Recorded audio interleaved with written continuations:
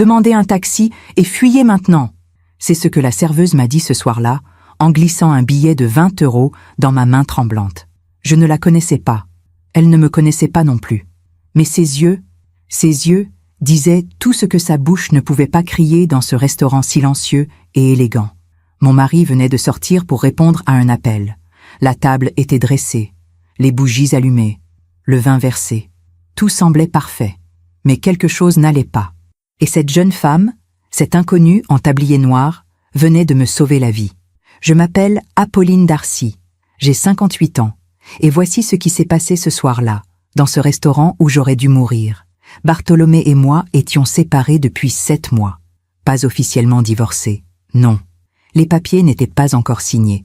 Les avocats se battaient pour chaque euro, chaque bien, chaque miette de ce que nous avions construit ensemble pendant 32 ans.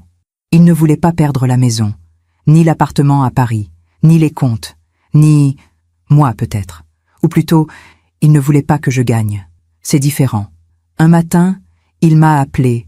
Sa voix était douce, presque humble. « Apolline, s'il te plaît, dînons ensemble, juste une fois, pour parler, pour essayer de comprendre. » J'ai hésité. Mon avocate m'avait dit de ne plus le voir seul, mes amis aussi.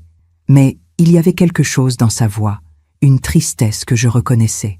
Celle de l'homme que j'avais aimé, autrefois. Alors j'ai accepté. Le restaurant qu'il avait choisi était discret, chic, dans le 7e arrondissement.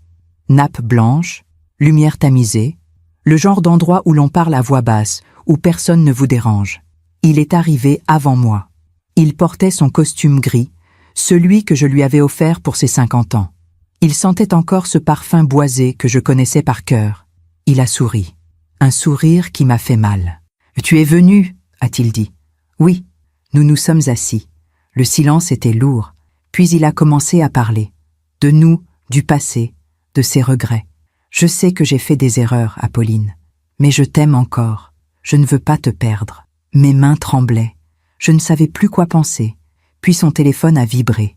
Il a jeté un coup d'œil rapide. Son visage a changé. Juste une seconde. Quelque chose de dur, de froid, est passé dans ses yeux. « Excuse-moi, je dois répondre. »« C'est important. » Il s'est levé. Il est sorti sur le trottoir, devant la grande baie vitrée. Je le voyais parler, faire des gestes. Il semblait nerveux. Et c'est là qu'elle est arrivée. La serveuse.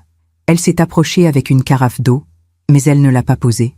Elle s'est penchée vers moi, très près, et a murmuré « Madame, écoutez-moi bien.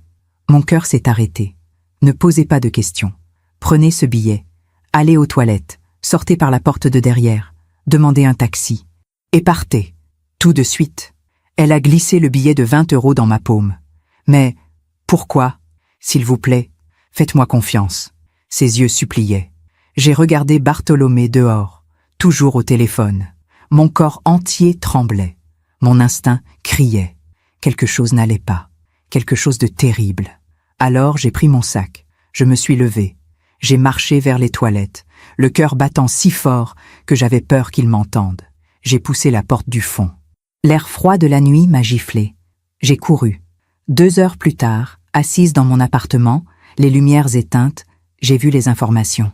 Braquage violent dans un restaurant du 7e arrondissement. 2 hommes armés. Pas de blessés. La police enquête. Mon sang s'est glacé. Le restaurant. Notre restaurant. Parfois, on fait confiance à ceux qui ne la méritent pas. Et vous? Avez-vous déjà senti ce frisson glacé? Cette intuition qui vous dit de fuir? Racontez-moi votre histoire dans les commentaires. J'aimerais vous lire. Quando penso en Bartholomé, un Davejo l'homme que j'ai rencontré il y a 35 ans. Pas celui du restaurant, pas celui au téléphone, les yeux durs.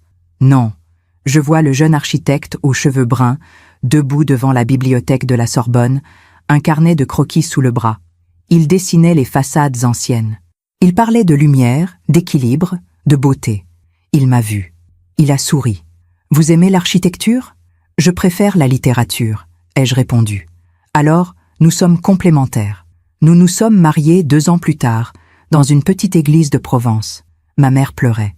Son père nous a offert une maison dans les Yvelines. Pas immense, mais entourée de tilleuls, avec une grande cuisine où la lumière du matin entrait comme une promesse. C'est là que nous avons construit notre vie. Bartholomé travaillait beaucoup. Il concevait des immeubles, des résidences, des projets ambitieux. Moi, j'enseignais la littérature dans un lycée privé. Nous recevions des amis le dimanche. Nous voyagions l'été. Nous lisions au coin du feu l'hiver. Nous n'avons pas eu d'enfants. Pas par choix, par le destin. Cela nous a rapprochés au début. Puis, je crois que cela nous a isolés. Nous n'avions personne d'autre que nous. Et cela semblait suffire. Je me souviens de ses mains. Toujours propres, soignées, précises. Des mains d'architecte. Il les posait sur mon épaule quand je préparais le dîner. Il disait « Tu sais que je t'aime, n'est-ce pas ?» Et je répondais toujours « Oui », parce que c'était vrai, à l'époque. Nous avions une routine. Le matin, il partait tôt. Moi, je prenais mon café près de la fenêtre de la cuisine, avec vue sur les tilleuls. Il y avait une tasse que j'aimais particulièrement, blanche, avec un liseré doré. Un cadeau de ma belle-mère, décédée depuis longtemps. Je buvais toujours mon café dans cette tasse. C'était mon moment, mon silence à moi. Bartholomé m'appelait parfois dans la matinée. « Comment va ma femme préférée ?»« Je suis ta seule femme, Bartholomé. » Justement, nous rions. Les années ont passé, doucement, comme une rivière tranquille. Nous avons acheté l'appartement à Paris, puis une autre propriété dans le Luberon. Bartholomé réussissait. Ses projets étaient publiés dans des magazines. On l'invitait à des conférences. Il voyageait de plus en plus. Et moi, je restais. Je ne m'en plaignais pas. J'avais mes élèves, mes livres, mes amis. Ma vie semblait pleine, mais quelque chose, lentement, se fissurait. Je m'en souviens maintenant. Pas sur le moment, mais en regardant en arrière, je vois les signes. Les soirs où il rentrait tard, sans un mot. Les week-ends où il répondait à des appels dans une autre pièce. Les fois où il me regardait et que je sentais une distance, comme s'il pensait à quelqu'un d'autre ou à quelque chose d'autre. Mais je ne disais rien, parce que c'était plus facile de croire que tout allait bien. Un été, nous sommes allés en Italie, Florence. Nous avons visité les musées, marché sur le Ponte Vecchio, dîné dans de petits restaurants cachés. Une nuit, sur la terrasse de notre hôtel, il m'a pris la main. « Apolline, tu es heureuse avec moi ?» La question m'a surprise. « Bien sûr. Pourquoi tu me demandes ça ?» Il a haussé les épaules. « Parfois, j'ai l'impression que nous sommes loin l'un de l'autre. C'est juste la vie, Bartholomé. Le travail, le temps, mais nous sommes toujours ensemble. » Il a souri. Mais ce sourire ne montait pas jusqu'à ses yeux. Quelques mois plus tard, nous avons fêté nos 30 ans de mariage. Un dîner intime, chez nous, avec quelques amis proches. Il a porté un toast. À Apolline, la femme la plus patiente du monde. La seule qui m'ait jamais vraiment compris. Tout le monde a applaudi. Mais moi, j'ai senti quelque chose d'étrange dans ces mots. Patiente. Pourquoi ce mot-là? C'est cette nuit-là que j'ai trouvé le premier message. Son téléphone avait vibré sur la table de nuit. Il dormait profondément. J'ai jeté un coup d'œil par réflexe. Tu me manques déjà. À demain. Pas de nom. Juste un numéro inconnu. Mon cœur s'est serré. Mais j'ai refermé les yeux. Je me suis dit que c'était une collègue. Une cliente. Rien d'important. Je me suis rendormie. Ou plutôt, j'ai fait semblant. Pendant que je raconte tout cela, je me demande d'où vous m'écoutez en ce moment. Écrivez le nom de votre ville en commentaire. Cela me ferait plaisir de savoir où cette histoire voyage. Les mois qui ont suivi ce message, j'ai commencé à observer Bartholomé différemment. Pas avec jalousie. Pas encore. Plutôt avec curiosité. Comme si je découvrais un étranger dans mon propre lit. Il y avait de petits changements, des détails que personne d'autre n'aurait remarqués. Mais moi, après 30 ans de mariage, je les voyais tous. Il prenait plus soin de lui. Il avait toujours été élégant, bien sûr. Mais là, c'était différent. Il avait changé de parfum, un parfum plus jeune, plus audacieux. Il portait des chemises neuves que je ne lui avais jamais vues. Il allait chez le coiffeur toutes les 3 semaines au lieu de 6. Un soir, je lui ai dit « Tu es très beau ces temps-ci ». Il a souri, flatté. « Tu trouves ? Oui, tu as rajeuni ?» Il a ri. Mais son rire sonnait faux. C'est peut-être le nouveau projet, ça me motive. Le nouveau projet. Toujours un nouveau projet. Il voyageait de plus en plus. Marseille, Lyon, Bordeaux, parfois même Bruxelles ou Genève. Des réunions importantes, disait-il. Des clients exigeants, des chantiers à superviser. Je ne posais pas de questions. Parce que c'était son travail. Parce que c'était normal. Parce que j'avais peur de la réponse. Mais une nuit, Alors qu'il était à Marseille, j'ai fait quelque chose que je n'aurais jamais imaginé faire. J'ai ouvert son ordinateur. Je ne cherchais rien de précis. Je ne sais même pas ce que j'espérais trouver. Peut-être rien. Peut-être juste la confirmation que j'inventais tout dans ma tête. Son mot de passe était notre date de mariage. Il l'avait toujours été. Cela m'a rassurée, étrangement. Comme si cela prouvait que j'avais encore une place dans sa vie. J'ai ouvert sa messagerie, ses emails professionnels, des échanges avec des architectes, des entrepreneurs, des clients. Rien d'anormal. Puis, j'ai vu un dossier intitulé « Personnel ». Mon cœur s'est mis à battre plus fort. J'ai cliqué. Il y avait des photos, des dizaines de photos. D'elle, une femme brune, jeune, peut-être 35 ans, souriante, élégante. Elle portait un manteau rouge sur l'une des photos. Sur une autre, elle était assise dans un café, une tasse à la main, le regard tourné vers la caméra. Elle était belle, et elle le regardait comme je l'avais regardé autrefois. J'ai fermé l'ordinateur, mes mains tremblaient, mon ventre se tordait. Je suis allé dans la cuisine. J'ai pris ma tasse blanche au liseré doré. J'ai versé de l'eau chaude. Je me suis assise près de la fenêtre. Les tilleuls étaient immobiles dans la nuit. J'ai pleuré, mais pas comme on pleure de chagrin. Non. C'était autre chose, une sorte de fatigue immense, comme si tout mon corps acceptait enfin ce que mon esprit refusait depuis des mois. Il ne m'aimait plus, ou plutôt, il aimait quelqu'un d'autre. Quand Bartholomé est rentré de Marseille, je ne lui ai rien dit. Il m'a embrassé sur le front, comme d'habitude. Il a posé son sac. Il a parlé de son voyage, de son client difficile, de la chaleur insupportable dans le sud. Je l'ai écouté. J'ai souri. J'ai préparé le dîner. Et toute la soirée, j'ai pensé à cette femme en manteau rouge. Les semaines suivantes, j'ai essayé de continuer comme avant. Mais c'était comme marcher sur du verre brisé. Chaque geste, chaque mot me faisait mal. Je regardais Bartholomé partir le matin et je me demandais, où va-t-il vraiment? Est-ce qu'il la voit aujourd'hui? Est-ce qu'il pense à elle quand il me touche? La nuit, je ne dormais plus.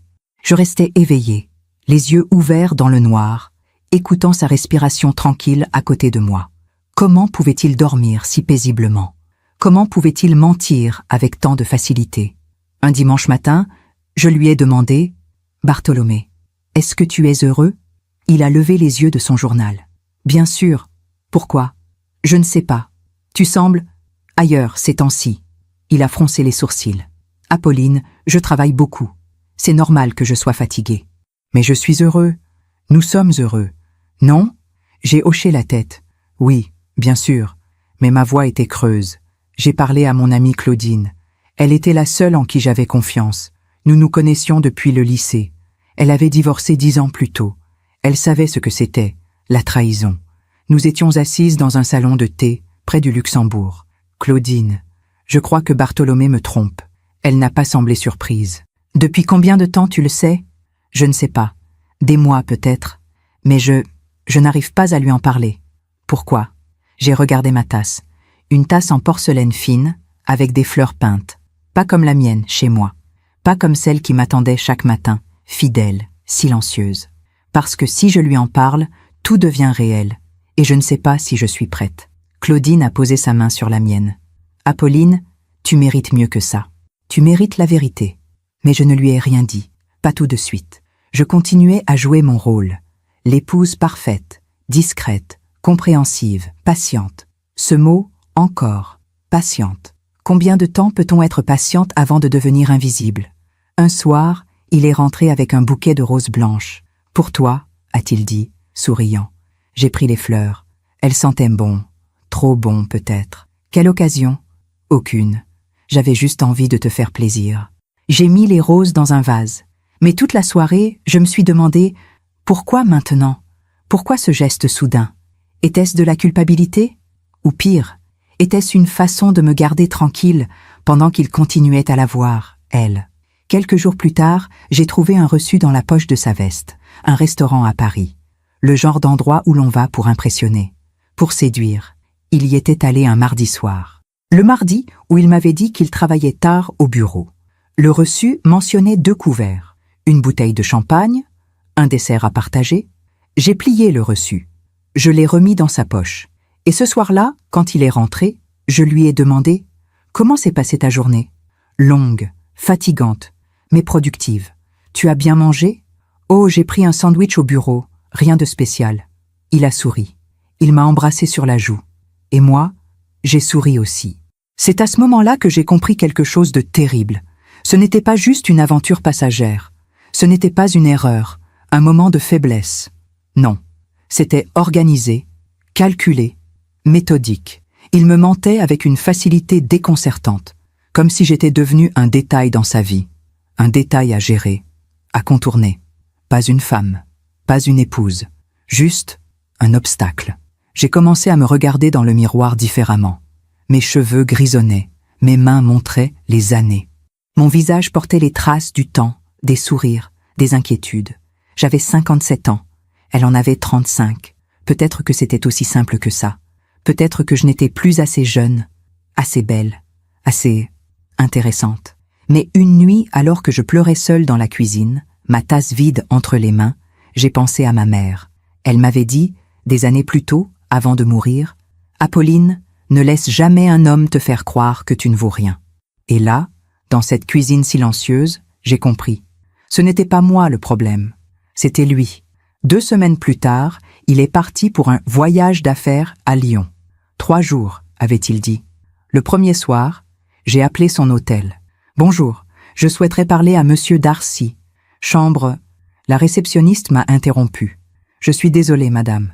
Nous n'avons personne sous ce nom. » Mon sang s'est glacé. « Vous êtes sûre? Bartholomé Darcy. Il a réservé pour 3 nuits. »« Non, madame, aucune réservation à ce nom. » J'ai raccroché. Il n'était pas à Lyon. Il n'était nulle part où il aurait dû être. Et c'est là que j'ai pris ma décision. Le lendemain matin, j'ai appelé une avocate, Maître Lemoine, une femme réputée, implacable, que Claudine m'avait recommandée. « Je veux divorcer », ai-je dit. Elle n'a posé aucune question inutile. « Très bien. Nous commençons quand vous voulez. » Quand Bartholomé est rentré de son faux voyage, j'étais calme, presque sereine. Il m'a embrassée. « Tu m'as manqué. Toi aussi. » Mais c'était un mensonge, le dernier que je me permettais, parce que l'homme que j'aimais n'existait plus, et la femme que j'avais été, elle aussi avait disparu. Je n'ai rien dit à Bartholomé pendant 2 mois. 2 mois où j'ai continué à vivre comme si de rien n'était, comme si je n'avais pas appelé une avocate, comme si je n'avais pas déjà signé les premiers papiers, comme si mon cœur n'était pas en train de se transformer en pierre froide. Maître Lemoine m'avait conseillé la discrétion. Ne lui dites rien pour l'instant. Rassemblez les preuves, les relevés bancaires, les reçus, tout ce qui pourra servir. Et surtout, ne lui montrez pas que vous savez. Alors, je suis devenue une actrice dans ma propre vie. Le matin, je lui préparais son café. Noir, 2 sucres, comme il l'aimait. Je lui demandais comment il avait dormi. Je l'embrassais avant qu'il parte. Je lui souhaitais une bonne journée. Et lui, il souriait. Il me remerciait. Il me disait qu'il rentrerait tard, encore une fois. Un dîner avec des investisseurs. Tu sais comment c'est. Oui, je sais. Je savais surtout qu'il mentait. Mais ce qui me faisait le plus mal, ce n'était pas les mensonges. C'était la facilité avec laquelle il les disait. Pas de culpabilité dans ses yeux, pas de tremblement dans sa voix, pas de gestes nerveux, pas de regard fuyant. Rien. Il mentait comme on respire. Naturellement. Sans effort. Et moi, je souriais. Parce que c'était plus facile que de crier. Un soir, il est rentré avec un cadeau, une écharpe en cachemire, grise, douce, élégante. Je l'ai vue en vitrine. J'ai pensé à toi. J'ai touché le tissu. Il était magnifique. Merci Bartholomé. Elle est très belle. Comme toi. Il m'a embrassée. Et pendant 1 seconde, j'ai presque cru que c'était vrai, que j'étais encore quelque chose pour lui, que peut-être je m'étais trompée, que tout cela n'était qu'un mauvais rêve. Mais cette nuit-là, alors qu'il dormait, j'ai pris son téléphone. Un nouveau message. De Léa. « Merci pour l'écharpe, elle me va à merveille. Je t'aime. » J'ai relu le message 3 fois. L'écharpe, mon écharpe. Il lui en avait acheté une identique. Ou peut-être que la mienne était une copie de la sienne. Un après-coup. Une compensation. J'ai reposé le téléphone exactement où il était. Je me suis recouchée. J'ai fixé le plafond dans le noir. Et j'ai compris quelque chose de terrible. Je n'étais plus sa femme. J'étais son alibi. Les jours suivants, j'ai commencé à rassembler les preuves, comme Maître Lemoine me l'avait demandé. J'ai photographié les relevés bancaires, les retraits dans des villes où il n'était jamais allé pour le travail, les paiements dans des restaurants, des hôtels, des bijouteries. Il dépensait notre argent pour elle, pour lui offrir des écharpes, des dîners, des week-ends. Pendant que moi, je restais seule dans notre grande maison silencieuse. Un après-midi, Claudine était venue me voir. Nous avons bu du thé dans le salon. Elle m'a regardé longuement, puis elle a dit « Apolline, tu as maigri. Tu dors ? Un peu. Tu lui as parlé ? Non. Pourquoi ? J'ai haussé les épaules. Parce que je ne sais pas comment. Parce que j'ai peur de ce qui va se passer après. Claudine a posé sa tasse. Apolline, écoute-moi bien. Tu ne peux pas continuer comme ça. Tu te détruis. Je sais. Alors dis-lui. Mais je ne lui ai rien dit. Parce qu'au fond, j'avais peur. Peur qu'il confirme ce que je savais déjà. Peur qu'il me dise qu'il ne m'aimait plus. Peur qu'il parte. Peur de me retrouver seule. Alors je continuais à jouer mon rôle. La femme discrète, compréhensive, patiente. Ce mot, toujours. Un soir, nous avons dîné ensemble. Chose rare ces derniers temps. Il avait préparé des pâtes. Rien d'extraordinaire, mais c'était un geste, un effort. Nous avons parlé de choses banales. La météo, les travaux de la mairie, le nouveau film au cinéma. Puis, au milieu du repas, il a dit « Apolline, tu es distante ces temps-ci. » Mon cœur s'est arrêté. Distante ? Oui, comme si tu étais ailleurs. Comme si, je ne sais pas, comme si tu ne m'aimais plus. J'ai failli rire, mais c'était trop absurde, trop cruel. Bartholomé, tu travailles tout le temps. Tu rentres tard. Tu voyages sans arrêt. C'est moi qui devrais te poser cette question. Il a froncé les sourcils. Qu'est-ce que tu veux dire ? Rien. Laisse tomber. Il a insisté. Non, dis-moi. J'ai hésité. Et puis j'ai dit, est-ce que tu es heureux avec moi ? Le silence qui a suivi a duré une éternité. Il a regardé son assiette. Puis il a levé les yeux vers moi.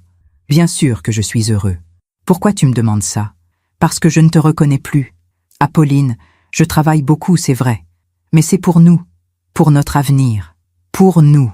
Ces mots m'ont fait mal, parce qu'il n'y avait plus de nous. Il y avait lui, il y avait elle, et il y avait moi, quelque part dans l'ombre, attendant qu'il se souvienne que j'existais encore. Cette nuit-là, je n'ai pas dormi. Je suis descendue dans la cuisine. J'ai pris ma tasse blanche au liseré doré. Je me suis assise près de la fenêtre. Les tilleuls bougeaient doucement dans le vent. La lune éclairait le jardin. Et j'ai pensé à ma vie. 32 ans de mariage, 32 ans de compromis, de patience, de douceur. 32 ans où j'avais mis mes propres désirs de côté pour construire quelque chose avec lui. Et maintenant, qu'est-ce qu'il me restait ? Une maison vide, un mari menteur et une femme en manteau rouge qui prenait ma place. Le lendemain, j'ai rappelé Maître Lemoine. « Je veux accélérer la procédure. Vous êtes sûr ? Oui. Très bien. Je prépare les documents. Il faut que vous lui annonciez. » Mais je ne l'ai pas fait. Pas encore. Parce qu'une partie de moi espérait encore. Espérait qu'il se réveille, qu'il réalise ce qu'il était en train de perdre, qu'il revienne vers moi et me dise « Apolline, pardonne-moi. Je me suis trompée. Je t'aime encore. » Mais les semaines passaient, et rien ne changeait. Un samedi matin, il m'a annoncé qu'il partait pour le week-end. Un séminaire à Deauville. Je rentre dimanche soir. Un week-end entier ? Oui, c'est important. Il a fait sa valise. Il m'a embrassé sur le front. « Repose-toi, tu as l'air fatigué. » Puis il est parti. Dès que sa voiture a disparu au bout de l'allée, j'ai appelé Claudine. Il est parti. Où ? Deauville, soi-disant. Apolline. Je sais. Qu'est-ce que tu vas faire ? J'ai regardé par la fenêtre. Les tilleuls, le jardin. Cette maison que j'avais aimée, autrefois. Je vais partir. Ce week-end-là, j'ai commencé à emballer mes affaires. Pas tout. Juste l'essentiel. Mes vêtements, mes livres préférés. Quelques photos. Ma tasse blanche au liseré doré. Je les ai mis dans des cartons. J'ai appelé Claudine. Elle est venue m'aider. Tu es sûre ? Oui. Où vas-tu aller ? Chez ma sœur, à Versailles. Le temps de trouver un appartement. Elle m'a serré dans ses bras. Tu fais le bon choix. Le dimanche soir, quand Bartholomé est rentré, la maison était vide. Enfin presque. J'avais laissé un mot sur la table de la cuisine. Bartholomé, je pars. Je ne peux plus vivre comme ça. Tu recevras les papiers du divorce dans quelques jours. Ne me cherche pas. Apolline. Mais je n'ai pas eu le courage de partir avant son retour. Je suis restée. Encore une semaine. Encore un mois. Parce qu'au fond, J'avais peur, peur de tout perdre, peur de recommencer, peur de vieillir seule. Alors je suis restée. Et j'ai continué à faire semblant. C'est Maître Lemoine qui m'a forcée à agir. Elle m'a appelée un mardi matin. Madame Darcy, les papiers sont prêts. Mais tant que vous ne lui annoncez pas, nous ne pouvons pas avancer. Je sais. Alors faites-le. Aujourd'hui. Ce soir-là, j'ai attendu qu'il rentre. Il était 20 heures passées. Il a posé son manteau. Il s'est assis dans le salon. « Bonsoir, Apolline. »« Bonsoir. » Je me suis assise en face de lui. Mon cœur battait si fort que j'avais peur qu'il l'entende. « Bartholomé, il faut que je te parle. » Il a levé les yeux vers moi. « Oui, je veux divorcer. » Le silence qui a suivi était assourdissant. Il m'a regardé comme si je venais de lui annoncer la fin du monde. « Quoi ? Je veux divorcer. »« Mais pourquoi ?» J'ai presque ri. « Pourquoi ? Parce que tu ne m'aimes plus, Bartholomé. Parce que tu me trompes. Parce que je ne peux plus vivre dans ce mensonge. » Il a secoué la tête. « Apolline, je ne te trompe pas. Tu inventes des choses. Tu es fatiguée, stressée. Ne me prends pas pour une idiote. » Ma voix était calme, froide, plus calme que je ne l'aurais cru possible. J'ai vu les messages, les reçus, les photos. Je sais tout. Son visage a changé. La surprise, puis la colère, puis quelque chose de plus sombre, de plus calculé. « Tu as fouillé dans mes affaires ? » ?»« Oui. Tu n'avais pas le droit. Et toi, tu avais le droit de me mentir pendant des mois ?» Il s'est levé. Il a fait les 100 pas dans le salon. « Apolline, écoute, c'est compliqué. Ce n'est pas ce que tu crois. »« Ah non ? Alors explique-moi. » Il a hésité, puis il a dit « C'était une erreur, une faiblesse. Mais c'est fini, je te le promets. Tu mens. »« Non. »« Si. Tu mens comme tu respires, Bartholomé, et je ne peux plus te croire. » Il s'est approché de moi. Il a pris mes mains. « Apolline, s'il te plaît, ne fais pas ça. Nous pouvons réparer. Nous pouvons recommencer. » J'ai retiré mes mains. « Non, c'est trop tard. Apolline, j'ai déjà contacté une avocate. Les papiers sont prêts. Tu vas les recevoir cette semaine. » Son visage s'est durci. « Tu ne peux pas faire ça. »« Si, je peux. Apolline, réfléchis. La maison, l'appartement. Tout ce que nous avons construit ensemble. Tu vas tout perdre. » Non, Bartholomé, c'est toi qui vas perdre. Il est devenu blanc. Et c'est là que j'ai vu l'homme qu'il était vraiment. Pas l'architecte brillant, pas le mari charmant. Non, un homme qui avait peur de perdre ses biens, ses propriétés, son confort. Pas moi, ses biens. Apolline, tu ne sais pas ce que tu fais. Si, je sais exactement ce que je fais.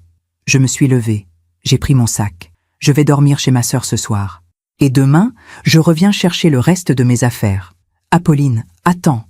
Non, je suis sortie de cette maison sans me retourner. J'ai marché jusqu'à ma voiture. Mes mains tremblaient tellement que j'ai eu du mal à mettre la clé dans le contact. Mais j'ai démarré. Et j'ai roulé. Loin de cette maison. Loin de cet homme. Loin de cette vie qui n'était plus la mienne. Pendant que je raconte tout cela, je me demande d'où vous m'écoutez. Écrivez le nom de votre ville en commentaire. Cela me ferait plaisir de savoir que cette histoire voyage, qu'elle trouve d'autres femmes qui ont eu le courage de partir. Les semaines qui ont suivi mon départ ont été étranges. J'habitais chez ma sœur Marguerite, à Versailles. Un petit appartement au 3e étage, avec vue sur les toits. Rien à voir avec notre grande maison des Yvelines. Mais c'était calme, c'était sûr. Et surtout, c'était loin de lui. Bartholomé m'a appelé tous les jours pendant la première semaine. 10 appels, 15, 20. Je ne répondais pas. Puis il a envoyé des messages. « Apolline, s'il te plaît, parle-moi. Tu me manques. Nous pouvons arranger les choses. Ne fais pas ça. » Et puis, au bout d'une semaine, le ton a changé. « Tu vas le regretter. Tu ne peux pas gagner. Je ne te laisserai pas prendre ce qui est à moi. Maître Lemoine m'avait prévenu. Il va essayer de vous faire peur. C'est classique. Ne répondez pas. Gardez tous les messages. Ils pourront servir. » Alors j'ai tout gardé. Chaque appel manqué. Chaque message. Chaque menace voilée. Et pendant ce temps, la procédure avançait. Marguerite était douce avec moi. Elle ne posait pas trop de questions. Elle me laissait pleurer quand j'en avais besoin. Elle préparait du thé. Elle écoutait. Un soir, assise sur son petit balcon, elle m'a dit « Tu sais, Apolline, je t'ai toujours admirée. Pourquoi ? Parce que tu as tenu si longtemps. Moi, j'aurais craqué bien avant. » J'ai souri tristement. Tenir, ce n'est pas toujours une qualité. Parfois, c'est juste de la lâcheté. Non, c'était de l'espoir, et il n'y a rien de lâche là-dedans. Mais l'espoir, je n'en avais plus beaucoup, parce que chaque jour, j'apprenais quelque chose de nouveau, quelque chose qui me brisait un peu plus. Maître Lemoine avait demandé une enquête financière. C'était la procédure standard dans les divorces, où il y avait beaucoup de biens à partager. 1 mois après mon départ, elle m'a convoqué dans son cabinet. Elle avait une expression grave. « Madame Darcy, nous avons trouvé des choses. » Quel genre de choses? Elle a ouvert un dossier. Des relevés bancaires, des contrats, des documents que je n'avais jamais vus. Votre mari a ouvert plusieurs comptes dont vous n'étiez pas au courant. Des comptes à son nom uniquement. Il y a transféré des sommes importantes ces 2 dernières années. Mon cœur s'est serré. Combien? Environ 150 000 €. J'ai failli m'étouffer. 150 000? Oui, et ce n'est pas tout. Elle a tourné les pages. Il a également vendu des parts dans une de ses sociétés, sans vous en informer, sans votre signature. Techniquement, c'était illégal puisque vous étiez mariés sous le régime de la communauté. Combien? 200 000 €. J'ai posé ma main sur mon ventre. J'avais envie de vomir. Où est cet argent? Nous ne savons pas encore. Il a été transféré sur un compte offshore, aux îles Caïmans. Maître Lemoine m'a regardé avec compassion. Madame Darcy, votre mari a systématiquement vidé vos comptes communs. Il a préparé ce divorce bien avant vous. Il savait que vous alliez partir. Ou plutôt, il savait qu'il allait partir. Et il s'est protégé. Protégé de quoi? De vous, de la loi. Il a tout fait pour que vous ne puissiez rien récupérer. Je suis sorti de ce cabinet dans un état second. J'ai marché dans les rues de Paris sans savoir où j'allais. Les gens passaient autour de moi. La vie continuait. Mais moi, j'avais l'impression d'être figé dans un cauchemar. 32 ans de mariage, 32 ans de confiance. Et il avait tout préparé, tout calculé, tout volé. Ce soir-là, Marguerite m'a trouvée assise sur le canapé, les yeux dans le vide. « Apolline, ça va ?» Il a tout pris. Quoi? L'argent, les économies, tout. Il a tout caché.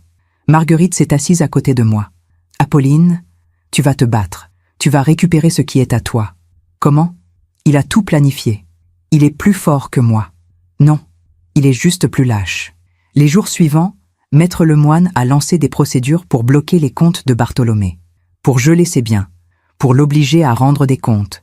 Mais lui, de son côté, engageait les meilleurs avocats, les plus chers, les plus impitoyables. Et la bataille a commencé. Un matin, j'ai reçu une convocation au tribunal, une audience préliminaire, pour déterminer qui aurait droit à quoi pendant la procédure. Maître Lemoine m'a prévenu. Il va être là. Vous allez le voir. Êtes-vous prête? Je ne sais pas. Apolline, il va essayer de vous déstabiliser, de vous faire craquer. Ne lui donnez pas cette satisfaction. Restez digne. Le jour de l'audience, je me suis habillée avec soin. Une robe bleu marine, simple, élégante. Mes cheveux attachés, pas de bijoux, sauf mon alliance. Oui, je la portais encore, pas par amour, mais par défiance, pour lui montrer que j'étais toujours sa femme, légalement, et que je n'allais pas disparaître sans me battre. Quand je suis entrée dans la salle d'audience, je l'ai vu, Bartholomé, assis avec ses 2 avocats, en costume sombre, les cheveux parfaitement coiffés, l'air sûr de lui. Il m'a regardé, et pendant une seconde, j'ai vu quelque chose passer dans ses yeux. De la surprise? Du regret? Non, du calcul. L'audience a été brutale. Son avocat a tout fait pour me faire passer pour une femme instable, jalouse, paranoïaque. Madame Darcy prétend que mon client l'a trompée. Mais où sont les preuves? Des photos qu'elle a prises illégalement sur son ordinateur? Des messages qu'elle a lus sans son consentement? Maître Lemoine a répliqué. Monsieur Darcy a systématiquement dissimulé des fonds. Il a menti sur ses revenus. Il a violé la loi en vendant des parts sans l'accord de son épouse. Mon client a simplement protégé ses intérêts professionnels. Ses intérêts ou ses mensonges? Le juge a levé la main. Silence. Il a regardé les documents. Puis il a dit « Je vais ordonner un audit complet des finances de Monsieur Darcy. En attendant, tous les comptes communs sont gelés. Madame Darcy recevra une pension alimentaire mensuelle de 3 000 €. Bartholomé s'est levé d'un bond. 3 000 €? C'est ridicule. Le juge l'a foudroyé du regard. Asseyez-vous, Monsieur Darcy. En sortant du tribunal, Bartholomé m'a rattrapé sur les marches. Apolline.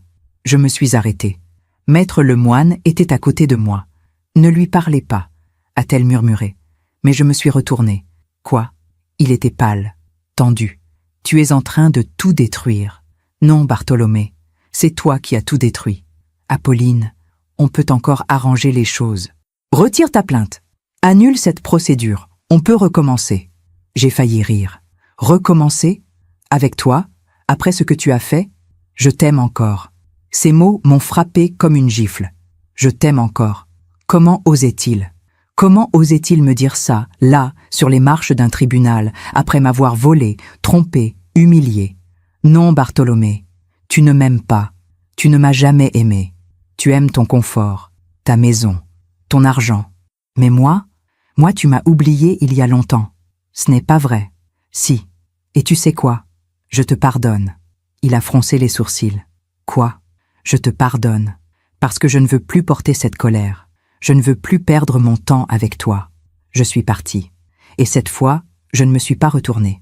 Les semaines suivantes, l'audit financier a révélé encore plus de mensonges, des investissements secrets, des propriétés achetées au nom de sociétés écrans. Des dettes cachées. Bartholomé s'était construit un empire parallèle, un empire dont je ne savais rien. Et maintenant, tout s'effondrait. Maître Lemoine était confiante. Nous allons gagner. Il a violé trop de lois. Il a menti sous serment. Le juge va le sanctionner. Mais moi, je ne ressentais aucune joie, juste de la tristesse, parce que tout cela aurait pu être évité. Si seulement il avait été honnête, si seulement il m'avait respecté. Mais il avait choisi le mensonge. Et maintenant, il allait payer. Un soir, Marguerite m'a préparé du thé. Nous étions assises sur son balcon, regardant le soleil se coucher sur les toits de Versailles. Tu sais, Apolline, je suis fière de toi. Pourquoi? Parce que tu te bats, parce que tu ne te laisses pas écraser. J'ai souri faiblement. Parfois, j'ai l'impression que je me bats pour rien, que même si je gagne, j'ai déjà perdu. Tu n'as rien perdu. Tu as gagné ta liberté. Mais la liberté avait un prix. Et je commençais à comprendre que ce prix était plus lourd que je ne l'avais imaginé. 1 mois plus tard, Bartholomé m'a envoyé un message. Un seul. Apolline, dînons ensemble. Une dernière fois. Pour parler. Pour tout régler à l'amiable. S'il te plaît. J'ai montré le message à Maître Lemoine. Ne répondez pas. C'est un piège. Un piège? Oui. Il veut vous manipuler, vous faire signer quelque chose. Ou pire, vous faire craquer émotionnellement. Mais une partie de moi voulait y aller. Pas parce que je l'aimais encore, mais parce que je voulais comprendre. Comprendre comment on passe de l'amour à la haine, de la confiance à la trahison, de 32 ans de mariage à ça. J'ai relu le message. Pour tout régler à l'amiable. À l'amiable. Comme si c'était encore possible. Claudine m'a appelé ce soir-là. Apolline, Marguerite m'a dit que Bartholomé veut te voir. Oui. Tu ne vas pas y aller, j'espère? Je ne sais pas. Apolline, écoute-moi. Cet homme est dangereux. Il a tout fait pour te détruire. Ne lui donne pas une autre chance. Il veut juste parler. Non. Il veut te contrôler. Encore. Mais le lendemain matin, j'ai répondu. D'accord. Où et quand? Sa réponse est arrivée dans la minute. Demain soir, 20h, le Cygne Bleu. Tu connais, le Cygne Bleu. Un restaurant élégant, discret, dans le 7e arrondissement. Le genre d'endroit où nous allions pour nos anniversaires, pour nos grandes occasions. Maître Lemoine était furieuse. Vous faites une erreur. Peut-être, mais je dois y aller. Je dois savoir. Savoir quoi? Si l'homme que j'ai aimé existe encore, ou si je l'ai inventé. Le soir du dîner, je me suis préparée lentement. Une robe noire, simple, sobre, mes cheveux détachés, un peu de parfum, et mon alliance. Toujours. Marguerite m'a regardée avec inquiétude. Tu es sûre? Non, mais je vais quand même. Le taxi m'a déposé devant le restaurant à 19h55. J'ai regardé la façade, les lumières chaudes, les grandes baies vitrées. Mon cœur battait vite. J'ai poussé la porte. Bartholomé était déjà là, assis à une table au fond. Costume gris, sourire nerveux. Il s'est levé quand il m'a vu. Apolline, merci d'être venue. Bartholomé, nous nous sommes assis. Le silence était lourd. Puis, il a commencé à parler. De nous, du passé, de ses regrets. Les mêmes mots qu'avant. Les mêmes promesses. Je sais que j'ai fait des erreurs, mais je veux arranger les choses. Je veux qu'on arrête cette guerre. Cette guerre, c'est toi qui l'as commencée. Non, c'est toi, en partant, en engageant une avocate, en me traitant comme un criminel. J'ai regardé cet homme en face de moi, et j'ai réalisé quelque chose. Il ne regrettait rien. Il avait juste peur de perdre. Bartholomé, pourquoi tu m'as fait venir ici? Pour parler, pour trouver une solution. Une solution? Oui? Retire ta plainte. Signe un arrangement à l'amiable. Je te donne la maison des Yvelines. Et 100 000 euros. C'est généreux. J'ai failli rire. Généreux? Tu as caché 350 000 euros. Tu m'offres 100 000. Et tu appelles ça généreux? Son visage s'est durci. Apolline, ne me pousse pas à bout. Ou quoi? Il s'est levé brusquement. J'ai besoin d'air, je reviens. Il est sorti, son téléphone à la main. Je l'ai vu à travers la baie vitrée. Il parlait, il faisait des gestes nerveux. Et c'est là que la serveuse est arrivée. Une jeune femme, brune, tablier noir. Elle s'est approchée avec une carafe d'eau. Mais au lieu de la poser, elle s'est penchée vers moi. Madame, sa voix tremblait. Oui? Écoutez-moi bien. Ne posez pas de questions. Prenez ça. Elle a glissé un billet de 20 euros dans ma main. Allez aux toilettes. Sortez par la porte de derrière. Demandez un taxi et partez. Maintenant, mon sang s'est glacé. Mais pourquoi? S'il vous plaît, faites-moi confiance. Ses yeux suppliaient. Ils vont arriver dans quelques minutes. Et vous ne devez pas être là. Mon cœur explosait dans ma poitrine. Qui va arriver? Je ne peux pas dire. Mais partez, maintenant. J'ai regardé Bartholomé dehors, toujours au téléphone, et j'ai compris. Quelque chose n'allait pas. Quelque chose de terrible. J'ai pris mon sac. Je me suis levée. J'ai marché vers les toilettes, les jambes tremblantes. J'ai poussé la porte de derrière. L'air froid. La nuit, j'ai couru. J'ai couru dans la ruelle derrière le restaurant. Mes talons claquaient sur les pavés mouillés. Mon cœur battait si fort que j'entendais le sang dans mes oreilles. Je ne savais pas où j'allais. Je ne savais pas ce qui se passait. Je savais juste que je devais partir. Au bout de la rue, j'ai vu un taxi, les lumières allumées, libre. J'ai levé la main. Il s'est arrêté. « Où allez-vous, madame ?»« Versailles. Vite, s'il vous plaît. » Ma voix tremblait. Le chauffeur m'a regardé dans le rétroviseur. « Ça va, madame ?»« Oui. »« Non. Je ne sais pas. Partez, s'il vous plaît. » Le taxi a démarré. J'ai regardé par la vitre arrière. Le restaurant s'éloignait. Les lumières chaudes, la façade élégante. Et Bartholomé, quelque part à l'intérieur, qui m'attendait. Qui m'attendait pour quoi? Mes mains tremblaient. J'ai sorti mon téléphone. J'ai appelé Marguerite. « Allô? Marguerite? Apolline? Qu'est-ce qui se passe? Tu pleures? Je suis dans un taxi. Je rentre. Tu es partie du restaurant? Oui. Pourquoi? Qu'est-ce qui s'est passé? Je ne sais pas. Une serveuse, elle m'a dit de partir. Elle m'a donné de l'argent et elle m'a dit de fuir. Quoi? Je ne comprends pas. Bartholomé était sorti pour téléphoner et elle m'a dit que quelqu'un allait arriver. Que je ne devais pas être là. Il y a eu un silence à l'autre bout du fil. Apolline, rentre vite. Je t'attends. Le trajet jusqu'à Versailles m'a paru durer des heures. Je regardais les rues défiler. Les lumières. Les gens qui marchaient tranquillement, sans savoir, sans avoir peur. Moi, j'avais peur. Une peur que je ne comprenais pas. Une peur viscérale. Qu'est-ce que Bartholomé avait prévu? Qu'est-ce que cette serveuse avait entendu? Et pourquoi m'avait-elle sauvée? Quand je suis arrivée chez Marguerite, elle m'attendait sur le palier. Elle m'a prise dans ses bras. Mon Dieu, Apolline, tu trembles. Je ne comprends rien. Viens, assieds-toi, je vais te faire du thé. Je me suis assise sur le canapé. Marguerite a allumé la télévision pour me distraire. Les informations. Un journal quelconque. Des images sans importance. Mais soudain, une alerte. Flash info. Le présentateur avait un air grave. Un braquage violent a eu lieu ce soir dans un restaurant du 7e arrondissement de Paris. Le Cygne Bleu, établissement réputé, a été pris d'assaut par 2 hommes armés peu après 20h30. Mon sang s'est glacé. Le Cygne Bleu. Notre restaurant. Le restaurant où j'étais il y a 1 heure. Marguerite s'est tournée vers moi, les yeux écarquillés. Apolline, je ne pouvais pas parler. Je fixais l'écran. Le présentateur continuait. Les 2 hommes ont menacé les clients et le personnel. Ils ont exigé l'argent de la caisse et les objets de valeur des personnes présentes. Heureusement, aucun blessé n'est à déplorer.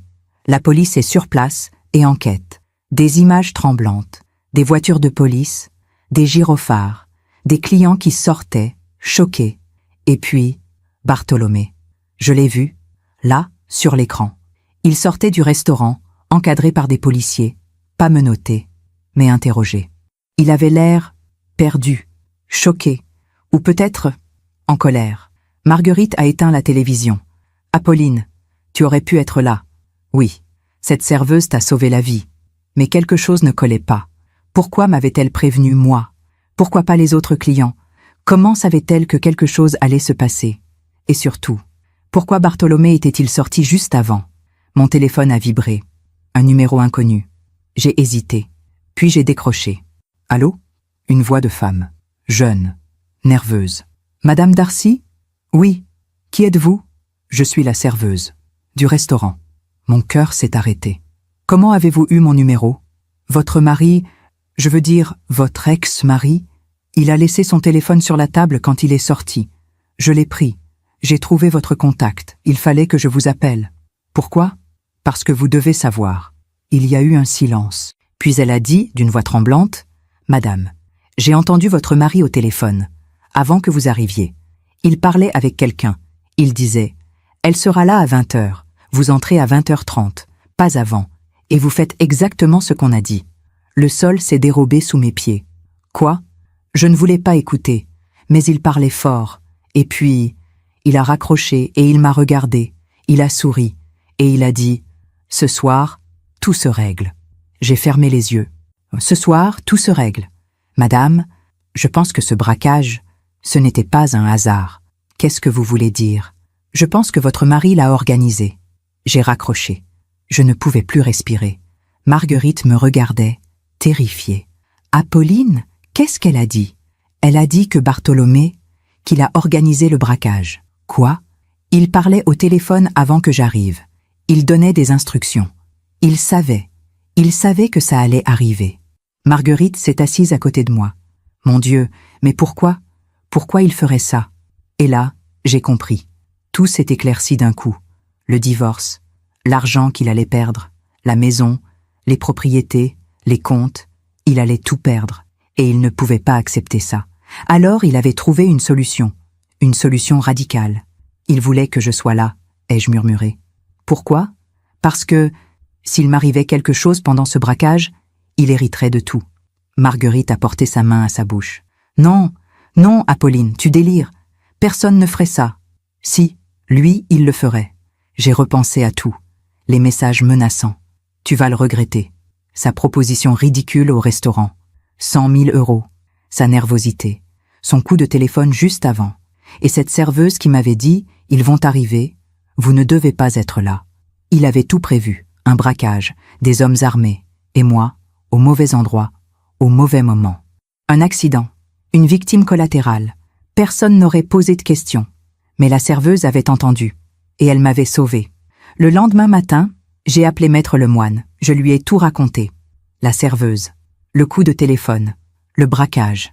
Il y a eu un long silence. Puis elle a dit « Madame Darcy, ce que vous me décrivez, c'est une tentative de meurtre. Je sais. Vous devez aller à la police. Immédiatement. » J'ai hésité. Parce qu'une partie de moi ne voulait pas y croire. Une partie de moi voulait encore croire que Bartholomé, l'homme que j'avais aimé, n'était pas capable de ça. Mais l'autre partie, celle qui avait vu ses yeux froids au tribunal, celle-là savait. J'ai contacté la police. Ils m'ont convoqué dans l'après-midi. Un inspecteur, grand, la cinquantaine, regard sérieux. « Madame Darcy, racontez-moi tout depuis le début. » J'ai parlé pendant 2 heures. Le divorce, l'argent caché, le dîner, la serveuse, le braquage. L'inspecteur prenait des notes. Il écoutait sans m'interrompre. Puis il a dit « Nous enquêtons déjà sur ce braquage. Mais ce que vous me dites change tout. Si votre mari a effectivement organisé cette attaque, c'est extrêmement grave. Je sais. Nous allons vérifier les relevés téléphoniques, les caméras de surveillance, et nous allons interroger cette serveuse. » Quelques jours plus tard, l'inspecteur m'a rappelé. « Madame Darcy, nous avons du nouveau. » Quoi? Les relevés téléphoniques de votre mari montrent plusieurs appels vers un numéro suspect les jours précédant le braquage. Ce numéro appartient à un homme déjà connu de nos services. Un voyou. Quelqu'un qui fait ce genre de travail.